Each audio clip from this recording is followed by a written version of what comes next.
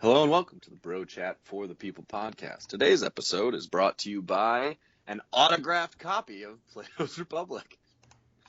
The first edition of the Republic, signed by the author. There is, of course, a reasonable amount of wear and tear, light highlighting and underlining, dog-eared pages, book cover is missing, etc. But it is an overall good condition, considering its age. This book, I'm offering it for free. First come, first serve. All right, let's go. This is my recital. I think it's very vital to rock around. That's right, on top. It's tricky. It's the place. Here we go. It's tricky to rock around. To rock around. That's right, on time. It's tricky. Yay! Hi, hello, everybody. We are here on a fantastic Sunday night after a great weekend of wonderful sporting events. Well, one great sporting event at least. Yeah, that's true. Well, another huge milestone for the NBA and for the Golden State Warriors as well. Indeed, that's true.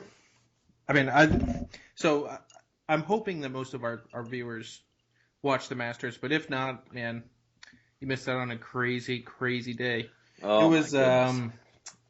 Dude, it was. I like coming into the day. I was kind of in and out watching it. I couldn't watch the whole thing like straight forward, front to back, whatever. But when it was Spieth was at -7. Oh my gosh! Right after the first 9.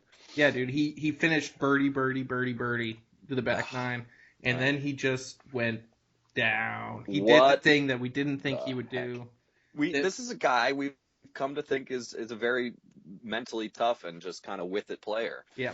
But he looked kind of agitated, honestly. The whole weekend, he didn't look that comfortable. He was playing well, but he had, I mean, what was it? Either the second or the third round, I don't remember. He finished like bogey, double bogey. That was yesterday. Yeah, the third round. And I don't know. He was he was up and down, and then he went bogey on 10 and 11, and like they weren't even like good bogeys, they weren't. But then he just had on the par 3 quadruple bogey. It was just, I don't know, it was bad.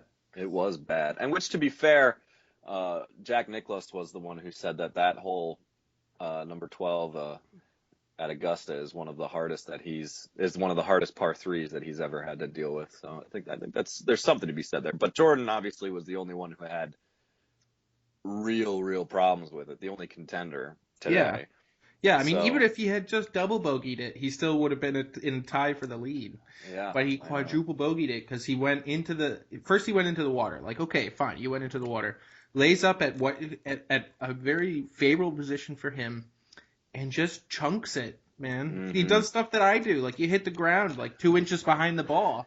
It's like hitting a bunker shot out of the fairway. That's what I was saying. That's what I was thinking, dude. I was like, I could do that. I know. It's like I watch the Masters to be wowed and be like, wow, these guys are so good at this incredibly difficult and challenging sport. I don't watch the Masters to see the best player in the world quadruple bogey a par 3. well, this is the thing though that we were talking about before. Like, we don't like watching this part. It was ugly. It was horrible to watch because we like this player. Had it been Lee Westwood that had happened, I would have been cheering. That was like the one thing I hope some Brit doesn't win. That was my thing coming into it. Like, that's true. And lo and behold, first and tied for second were 2 Brits. But it's fine, I guess. Like as long as it's not Lee Westwood, I'm fine. I'm fine with Danny Willett. Danny Willett, and hey, I'd just like to point out that I got my prediction was half right. Because I did get a Danny that won the Masters. Yeah, it was Sean Lee who didn't hold up his end of the bargain.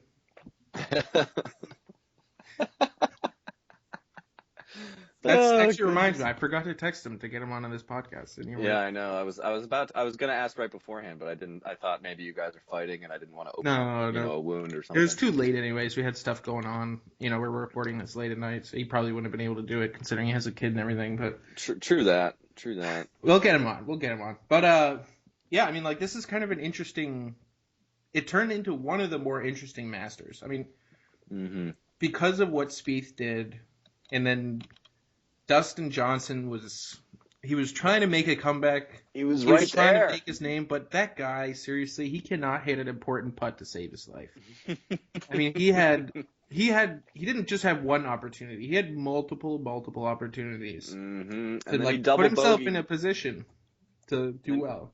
He was at minus 3. He was 3 under, and he went. I think he double bogeyed 16, and just that ruined all of his chances, or he double bogeyed 17 or something like that. And that was just it. Yeah, Dunzo. I mean, For it was officially Dunzo. It was kind of a bizarre tournament because I mean you have the top 3 players, Spieth, Day, and McIlroy, and they were just did not particularly play well. I mean, Spieth was up and down the whole tournament. I mean, he wasn't the same consistent killer that we saw last season. No, of course, but he was in the lead for the entire for the first 63 rounds or 63 holes, excuse me. Yeah. So, I mean, he was for the first actually 65 holes, and then it was 12. Even after the bogey on 10 and 11. But yeah, I mean, it goes to remind you because you know, as much as last year it was like cool that Spieth was doing all these things, but he was killing it. I mean, like there haven't been a lot of great majors recently in my mind.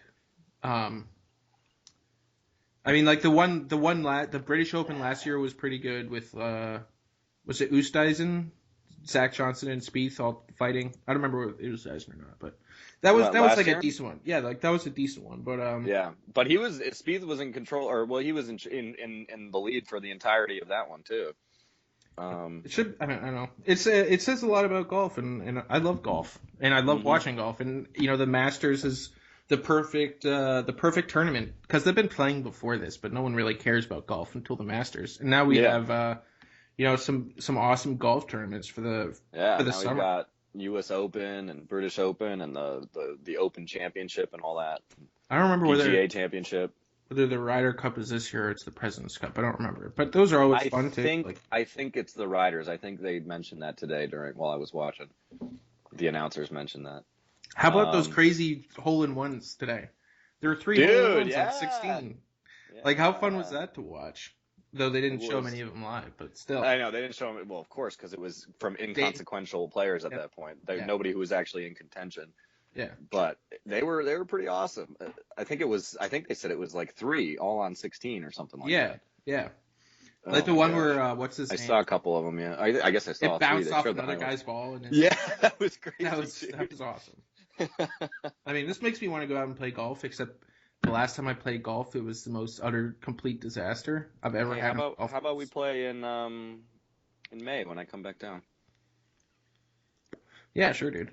I mean, I should be. I still haven't mentally recovered. Last time I golfed was 6 months ago. I haven't mentally recovered from that time. Oh, well, I mean, last time I played. That's why I'm like so amazed by these golfers. Like you see Jordan Spieth, he like managed to kind of like ring it back in after he had those terrible holes. You know, he had a birdie.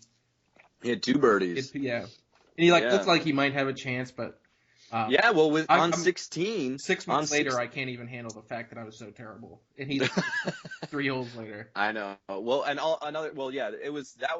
thought was the best part was we obviously saw his fall, and we're all like, oh my gosh, he's choking so hard right now. His career so bad. Is over. Guys, the kid's 22 years old, and I'm sitting there like, wait, like everyone's just like, oh my gosh, like yeah, he's still got a chance. And then he gets 2 birdies on, I think, 14 and 15, or 13 and 15, or something like that. And he's back at -3, and he's got a 6-foot birdie putt on 16 to get him to 4 under.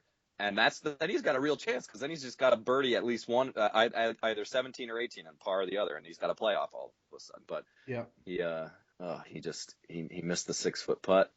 Yep, parred it. That was it. He had a couple of those putts slide by, and you know that was the difference in the tournaments that he's lost so far. I mean, he hit those in the championships he won last year, and you know in the British Open, I remember he had a putt to basically enter the playoff, and it was like a really tough putt, but it was came within like a half inch or so of going in, which would have put him in. But yeah, and let's not say the sky is falling here for Jordan Spieth, because I mean the man's finished or the child, I guess I should say, has finished, He's younger than both of us. has finished 2, 1, and 2 in the last 3 Masters. So I mean, and then obviously last year when he won the Masters, and then he came out and won. Oh, what else did he win? Shoot, last year. Did he win? He won the U.S. last year. He won the first 2 majors basically of the year, and then so I don't know which one's next actually. And then he was in like top 5. He was within a couple shots of winning, a couple other majors last year. He had a fantastic season, and I think this is hopefully the start to another one, because I really do like Jordan Spieth, and I really do want him to do well and kind of be like the anti-Tiger. Oh yeah, this is the interesting thing about golf, and this is why it's worth talking about, is because for pretty much our entire childhood, adolescenthood as well, Tiger.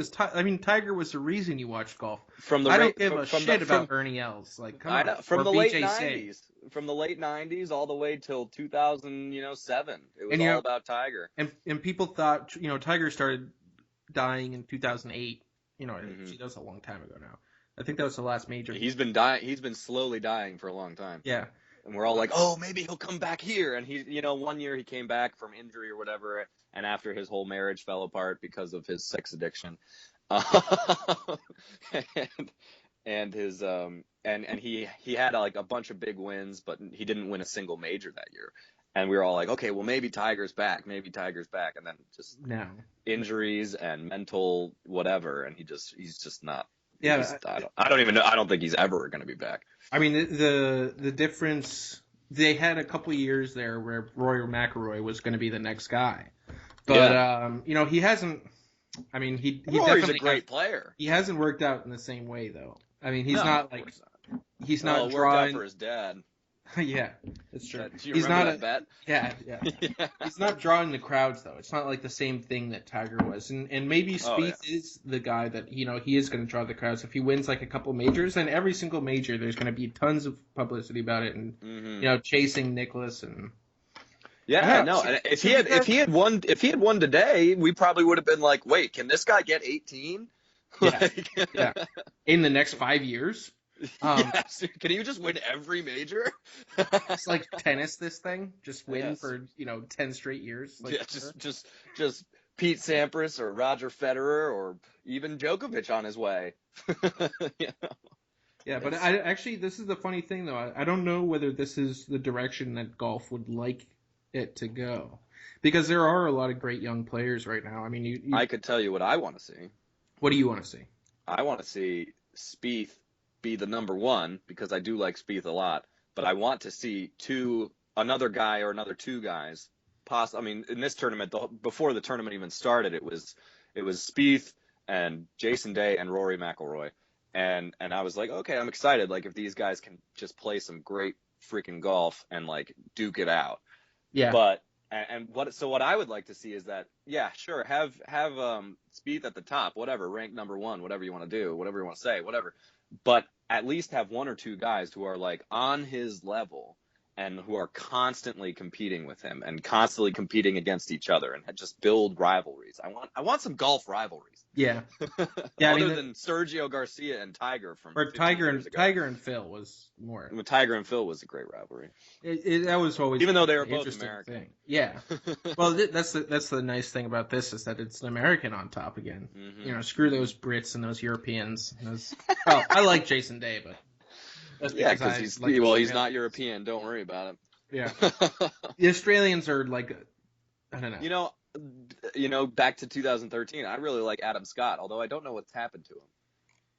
I think that one putt at the U.S. Open just destroyed his life. Just ruined him. He literally, he watched, I think he was in the final grouping, and he watched, I want to say Angel Cabrera, though that sounds like a baseball player's name. Yeah, Angel Cabrera or Angel Cabrera, whatever. But no, whatever it is. There's the guy. It was in 2013 when Cabrera won, or no, Scott won, but no, the one where he watched him nail it and nail it right from the pin and hit the green, and then Adam Scott literally had to make a 7-foot putt to win, and he missed it. Oh, and I don't think I've seen it. No, I remember this. It was devastating. It was because I know he won the 2013 Masters. When was that? I don't. Was that the U.S. Open like 2 years ago or It something? was after that. Yeah. Yeah. And they were like looking like, oh, like he's gonna win again, blah blah blah, and then like they just I don't know. That's the kind of funny thing about this is like you never know how it's such a mental game. I mean, Yeah. for those of you who have played and like been okay at it and like been It's fun. golf, We're having fun. but I don't know. But golf's an evil game. It really is. It is an evil game. For I don't know someone why who's I like played playing it, who has as limited playing experience as I have, I don't know why I go out there and I shoot, a 105 or a 110 or something, and I hate myself because I lose 11 balls in either the woods or the water. But you hit one nice shot. But you hit that one nice shot. You're like, oh man, this is a great feeling. Like, Kind of like baseball when you get a perfect swing and it just comes off so clean and fresh off the bat. Yeah, I know. Like Oh, for me, it's like the best feeling. For me, I still go back to that time we were at Del Webb in Ave Maria, Florida, and we were at a par three, and I just grabbed a 7-iron, and I was like, I'm just gonna hole in one this bitch right now, and I hit it, and I put it within like 5 feet of the cup, and it was like the best moment of my entire life. And then it took me like 6 or 7 putts to actually get it into the hole. But that, who cares about that? I got it there. As soon as you hit one good shot, you're like walking up to the ball. You're like, I'm about to hit this right next to the pin. I hit a perfect drive right down the center. I'm about to hit this right next to the pin, and then you duff it 20 feet in front of you because you're like literally looking at the flag before you even start your swing. I know. Dude, today especially, I was watching the Masters, and the thought occurred to me because they show like behind the guy who's driving. I think when I thought about it, they were showing a Spieth drive, and they get behind him and they watch his swing and the drive and everything. But I see hundreds of people lining the sides where he is, obviously, because they're watching him.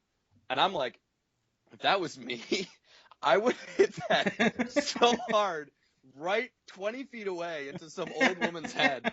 It's like, so this true. is so dangerous. Just like, 20 feet to the right, you somehow manage. It's like a physical impossibility that you hit that person, but you still manage to hit them. Yeah, we've been there. I'd like to say I'm a little bit better than that nowadays, or I was. You are. I was before I died. My golfing self died when I had this. I was like playing so well, and I actually shot under 80 once, which was like my best game ever. Wow. And then I went to play. I got invited to go play at this course that Larry Bird is a member of in South. Nice. Fun. And it was the Hideout. It's like a little private club down there. It's literally like in the middle of nowhere, middle. The Hideout. Wow. But like I Sounds- played with this guy who I'd never played with before. He's like a friend of a friend. Mm-hmm. 65-year-old retired guy. And I had the worst game I've had in years. And it was such a hard course. And man, I literally just cringe thinking about it. But that's golf. Mm-hmm. Yeah, and you know what? Let's be honest. We cringe thinking about our failures in golf. And I mean, you're a far more experienced golfer than I am, which is saying something about the amount of golf I've played. And can you imagine how Jordan Spieth is going to be feeling for the rest of his career? Like, he's going to retire and be like, okay, yeah, I remember the good moments. I won, 9 or 10 majors in my entire career. But man, that 2016 Masters hole 12, and I just quadruple bogeyed it. I'm looking forward to next year. I just let Danny Willett come in with his, Danny Willett, really? Danny Willett, who's not a chump. He's a 12th ranked player in the world. Yeah, he's actually pretty good. Yeah. But you never heard of him. He's never won a major. This is his first major. Yeah. And he finished like top 10 or something in the British Open last year. That was like his best finish. And he's 12th in the world. It's obviously very respectable, but the guy, like Danny, or not Danny. This is not about Danny Willett, and he played a great round. He shot a 67. He had a great round, but the guy didn't necessarily win the majors. Like Jordan Spieth lost the majors. Yeah. Oh man. Yep. It breaks me up. I know. It's hard to watch. Well, we should probably move on. If people want to skip to this, we should have told them 20 minutes if you don't want to hear about golf. No, something like that. Yeah, jeez. But we have the crazy. Talk quick. Golden State, man. They just Golden beat the State? Spurs and they have 72 wins, so they tied the Bulls. The Bulls record, and they got a game against the Grizzlies on Wednesday. That's it. And that's it. If they win, they break the record. If they lose, they tie it. So, and it's hard to see. I mean, they just played the Grizzlies the other night, beat them by 1. So who knows? Yeah, Who we'll knows? see. We'll see if they pull that old we're gonna rest people thing. Like, we don't care about this kind of thing. We care about NBA titles. But I think it's clear that they care. I'm not sure if Steve Kerr cares. He was talking about it, and he was like, I'm inclined to rest all my players, but I'm going to put it to a vote. And I think they're obviously going to go for the record. Yeah, if I was a player, I'd want to go for it. Like, come on, one more game? Like, you're going to rest me for one game? Like, and plus, you've only been playing 30 minutes a game this entire year. I mean, come on. But, exactly. I mean, I would expect them to get it, but I still expect them. But it's going to mean. I mean, it's going to mean something, obviously, but it's going to mean nothing really when San Antonio knocks them out in the West Finals. True. We're all going to be like, oh, yeah, they got 73 wins. Great job, guys. But didn't even make it to the title. Yep. But, yeah, it's going to be fun. I think it adds a level of interest. I was looking at I was just like on ESPN looking at their schedule and stuff. Yeah. Because I didn't know who they were going to play, and it was like tickets available. There's 1,000 tickets starting at $475. Like, this is a big deal. I know. This is a big deal, and it's funny, too, because this question was posed to me today, and it was basically, and this was a no-brainer for me because I'm not a huge Kobe fan, but basically Wednesday is Golden State going for the 73 wins and Kobe's final game in the NBA. And I'm like, of course I'm going to the Golden State game. What are you talking about? I've never, like, Kobe's a great player. He was a great player. He had a great career. He won 5 championships. Tons of scoring titles, couple MVPs, whatever. He's a great player, but no, I don't care. He's terrible right now. I don't care if it's his last game. Players retire all the time. Yeah. Like, this is what happens when you come to an end of a career. Like, this is the natural order of things. If you had asked me about Kevin Garnett's last game, which still hasn't happened because he's still playing, but I don't know. I don't know. I might want to see Kevin Garnett's or Paul Pierce's last game, but not Kobe's. Yeah. My sister sent me a picture the other day. I'm a Lakers hater. I hate the Lakers. Why would I care about this? I agree completely. Yeah. So my sister sent me a picture the other day of sitting front row, like took a picture of Kobe as he was running by on the basketball court, like on the floor. Wow. Front row. That's something that I've always wanted to is floor seats because I just feel like you'd be so involved. I've had floor seats before. It's pretty crazy. Though it's not quite as fun actually as the upper deck. Because the upper deck is full of drunk people. Yeah, exactly. The people down on the floor are all in their BlackBerrys doing business. They got their people... tickets for free from a company. Yeah, I know, because I've been to so many Red Sox games, and I've sat everywhere in that stadium except for the Green Monster.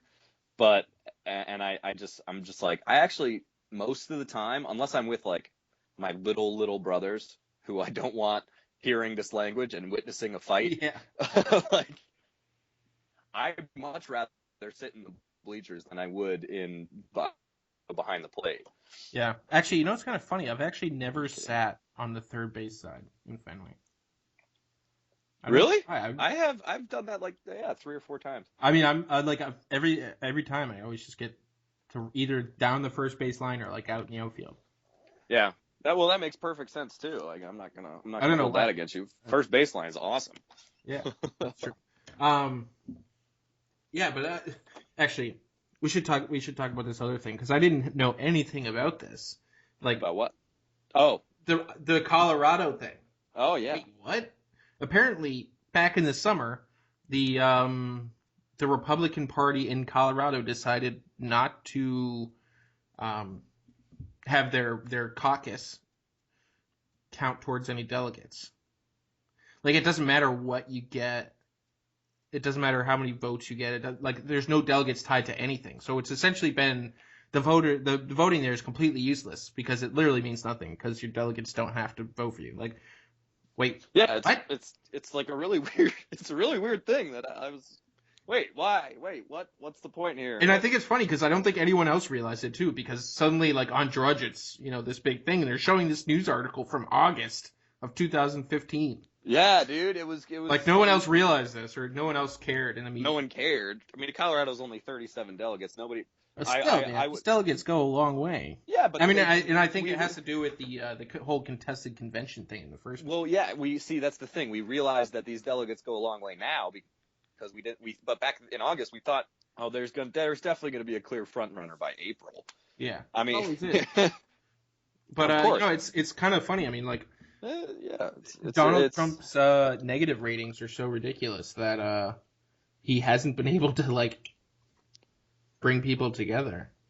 And it's funny to think of, like, people coalescing around Ted Cruz because Donald Trump is that good. Yeah, it is funny. It is funny. Like, it's people like Lindsey Graham endorsed him. Like, Lindsey Graham, really? But Lindsey Graham still, he endorsed him, but he still came out and was like, it's like choosing between being poisoned or shot. Yeah. You're like, Lindsey Graham, who gives a crap about what you think? Nobody. You didn't even get 1% of the vote. Yeah, seriously. And you never have. Nobody even likes you. They only vote for you in South Carolina because you're their only option. Oh gosh, Lindsey Graham, he's such a like, who gives, and what, like, somehow Lindsey Graham sees himself as like some leader of the Republican Party. No one cares about Lindsey Graham. Seriously. I mean, it's like, yeah, they have Trump's disapproval ratings are like in the 70% for most groups. I don't know what they call it. Yeah. They call it again? I forget. Demographics, yeah, like people under the age of 35, women, women, he's minorities, like all those things. It's like 70% disapproval rating. Like, I mean, that's not even funny. Including people like us. It's like George Bush was in 2007.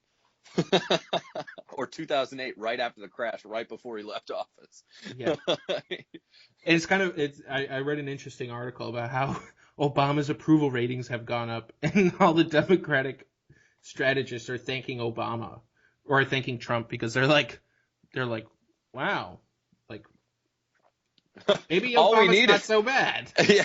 Compared to 2010 or no, 2014 when the midterm elections going on, and like no one wanted, like, Obama endorsement was poison. Like, if Obama, exactly, he would lose. Exactly, like, he got it.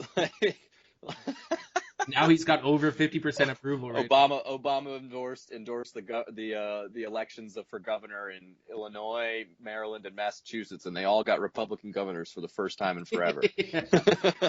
But I guess Mass had Romney. I mean, it's kind of funny that then recently Bill Clinton came out and was like, the world is falling apart under Obama. Like, he started going after him a little bit. He was like, he was saying things Clinton, like it makes perfect sense to me. Clinton was never an Obama type. Yeah, they're not Obama Democrat people. I mean, Hillary's more so because she has to make herself more progressive for this election. Yeah. And she has been for the whole of, Obama's, because she was his Secretary of State and all this. So she's been moving that way. But Bill's always been a pretty, at least as far as most Democrats or liberals that I know go, he's pretty reasonable. He's also a piece of crap. Oh yeah, person, for sure. But I mean, like, he was attacking Black Lives Matter. He was attacking Obama. The whole world. Well, yeah, if you remember, Hillary took big heat for that back when she was like, Black Lives Matter, all lives matter, and everyone's like, they almost like booed her off the stage. Yeah, all lives matter, like babies, unborn babies. Yeah. Oh well, no, but she I'm sure you saw recently too. She said, unborn children do not have constitutional rights. Yeah, she misspoke. The power of words, man. They can't say they're unborn children. They're unborn lumps of cells. She made everybody mad. Unborn children don't have rights. And it would make anybody mad if you see it as a child. If you see a child as a child, it would make you mad. Yeah. I don't know. Yeah. But I don't know. This whole brokered or contested convention thing is, I don't know. It's really starting to gain legs here. I mean, it was kind of like a reasonable but kind of outside shot that it was going to happen. I don't think anyone really believed that it was going to happen, besides Kasich, because he's the only one who stood in. Like, piece of shit. Like, really, like, literally the only state that you've won is your own state that you've been the governor of for the last 20 years. Or how No, it's been. 20 years, Thomas. Come on. That's what it feels like. Since like 2010. Like, there was that great He Onion article was a about congressman Kasich. for like 20 years. There was that great Onion article about it, like Kasich trying to win other states that he's been the governor of for the past 10 years. Oh yeah, that's so funny. like really, dude, come on, man. Like if he ends up, oh god, he's not going to be the nominee. You see, Mark came out and said he wasn't voting for Trump. Levin? Yeah. Yeah, I did see that. I didn't hear it when he did it on his radio show, but he posted on Facebook. Yeah, I love how we're on a first name basis with Mark. Yeah, we are. He's a peer of ours. Right, when you go on our iTunes and you go to Bro Chat for the People, and it has suggested things that are like it, Mark Levin pops up. Does it really? Yes. Oh, that's awesome. Because I like, know the Bill Simmons podcast popped up, and I was like, oh, that's great. Yeah. If you like Bill Simmons, you'll like us. Maybe we'll pop up in one of their suggested things. I know, right? Like, oh, if you like the most listened to podcaster in the entire country, or sports podcaster in the entire country, you'll like these two clowns. Yeah, actually, yeah, we got what, 9 days left of our T-shirt thing. That should. Yeah, something like that. Oh shoot, yeah, I should check up on that. Yeah, keep buying T-shirts. We should repost that. We should repost it. But yeah, I mean, looking forward, it's looking up this summer. I'm liking. Well, slash like the next couple of days. I'm really excited because obviously there's one game left in the NBA season, and the NBA playoffs are actually watchable, unlike the NBA. Oh, absolutely, season. Especially when the Celtics are going to be the 4 seed in the East. Yeah, there's well, unfortunately the Bruins didn't make it. Okay, yeah. Can we talk about that for just 1 minute? Yeah. Or even longer? I don't care. At the very least, they were tops in their division with 83 points on March 14th. 83 points. Tom, how many points did they finish with? 95? 93! 93. They got 10 points in the last 26 days of the season. Yeah. Oh, it was terrible. They went like something like it was 3-11 or whatever it was. 4-11. It was terrible. Terrible. They beat Tampa Bay, and we were all high on March 14th. They beat Tampa Bay in Tampa, and we were like, oh, yeah, which was the game we were supposed to go to, Thomas. Yeah. And we were like, oh, yeah, that was awesome. This is awesome. The Bruins are tops in the division. They're ahead of the Panthers. They're ahead of both Florida teams, Panthers and the Lightning. And here we are, and we're in a good spot. We're hot. We're in a good spot heading into the playoffs, 3 weeks left of the season or whatever. And they just choke. Yep. They play like they don't care. It was terrible. Maybe they just got tired because they're so freaking old. Yeah. I mean, we need to get rid of, what's his name? Chara. It's time for Chara. And that pains me to say it because, I mean, he's not Paul Pierce, but he's been with the Bruins for 10 years now, and he's been a stalwart on the back line for us, and he's an awesome player, or he was, but it's time. The man cannot skate anymore. And he doesn't even, like, people aren't scared of his size because they know they can just avoid him. They can just skate right around him. And then the other guys, the young defenders that we've got, and Seidenberg obviously can't stay on the ice, and he's also pretty old. And then the other guys, the other defensemen that we got, such as Torrey Krug, they can handle the puck, but they can't play defense. They're like 5'4". Yeah. We got these defenders that can really handle the puck and get a lot of assists and maybe even score a few goals, and they can't play defense. I feel bad for Tuukka Rask this year, man. Dude, I felt he didn't so have bad. a good season either. He didn't have a good season, but he also had no defense at all. Yeah, that's true. Oh, man. I don't know. It should be good though. I mean, like, the hockey playoffs are freaking amazing. I love the hockey playoffs. Oh, they're so much fun. They're so much fun. Hopefully, now I've got to pick a team to root for now because the Bruins aren't in. Or you can pick a team to root against. That's how you can start. I can pick a couple teams to root against. Yeah. I mean, come on. I mean, I assume all of our listeners will hope that the Blackhawks get crushed in the first round, as per usual. Oh yeah, as per usual. The Blackhawks can burn in hell. Dallas, I'm all right with. I kind of hope Dallas does pretty well. Yeah. So let's do this. If you had to pick one team. One team right now. Should I go East or West, Thomas? It's up to you, man. I've got to go East. I have to, because the West has been. People are always talking about how much better the West is than the East, and that offends me because the Bruins are in the East. So I got to go East. I'm very actually inclined to pick Washington. Really? Even though they're probably the favorites. They shouldn't be because they never perform in the playoffs. But I mean, obviously, I lived in Washington for a period of my life, and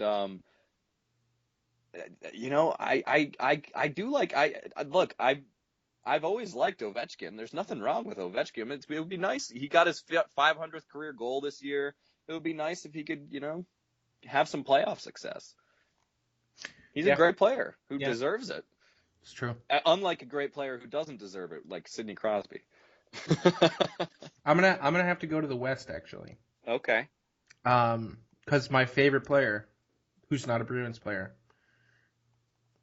Mr. Zach Parise. I knew it. That's why I called Minnesota. Yeah, dude. Minnesota Wild. I love Zach Parise. I love Zach Parise. Zach Parise is an awesome, awesome player. I love Zach Parise. Even though he's a little bit injured right now. But well, it happens. I don't know. It's hockey. Actually, I'm not even sure if Koivu's still on the team. But those two players, I just love watching them play. I don't know why. Koivu is still on the team. He was the points leader this year. Yeah. So Parise and Koivu, man. I'm going for the Minnesota Wild. And Suter. Ryan Suter always gets shit on too. That's true.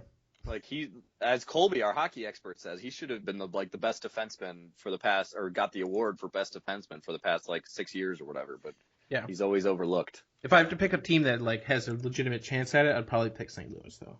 I got a heart for the Blues, especially since their poor city's been attacked by Roger Goodell so harshly. I know. I do have a heart for the Blues, especially since we've got a couple friends who are Blues fans, and they're so good every year, and then like clockwork, first or second round, they're out. Just like Villanova. But hey, maybe that means this is. But hey, maybe it's their year.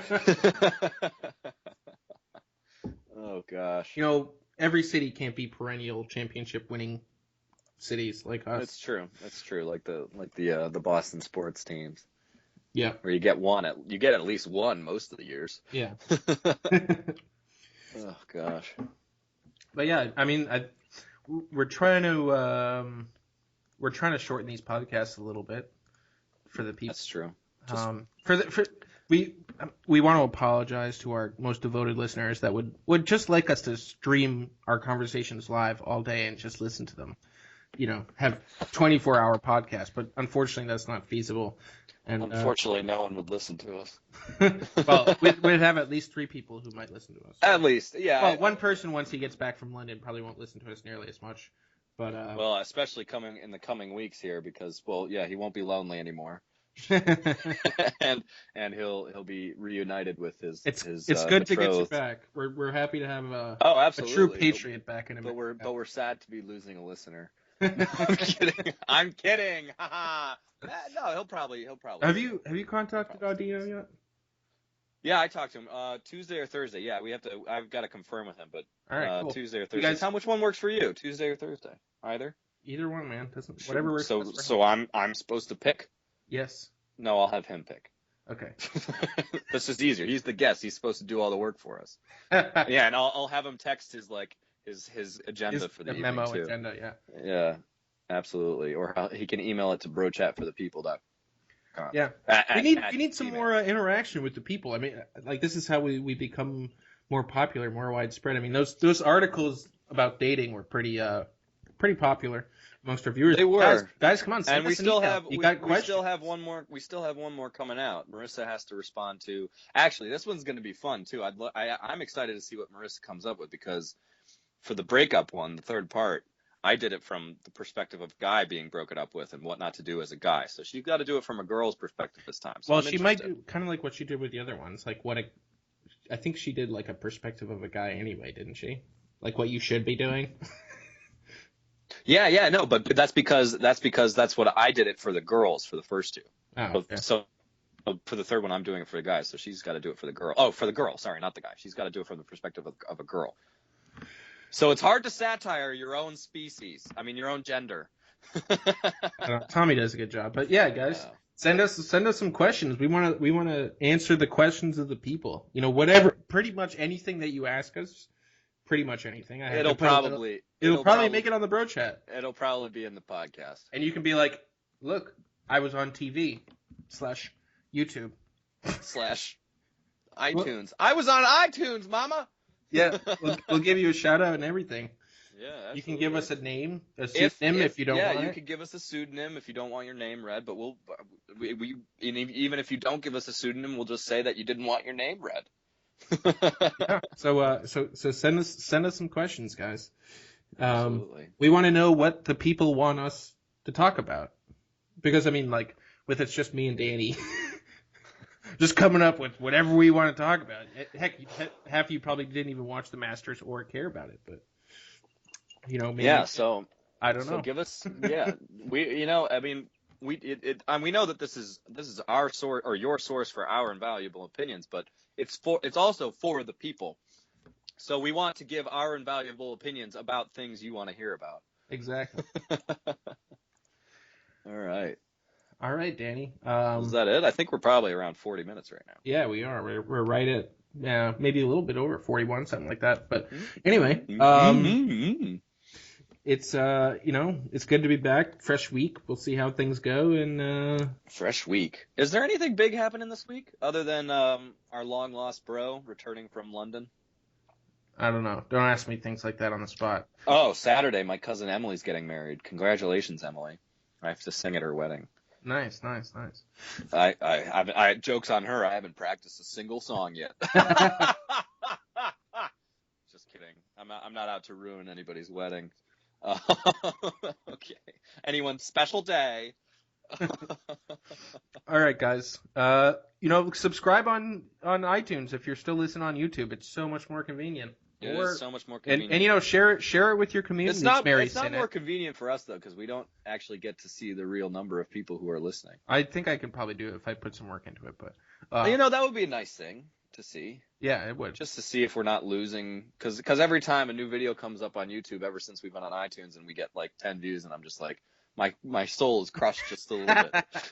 I'm just like, oh, I know they're probably listening on iTunes, or it's the point of this is not to, it's just for me and Tom, it's just for fun. Yeah.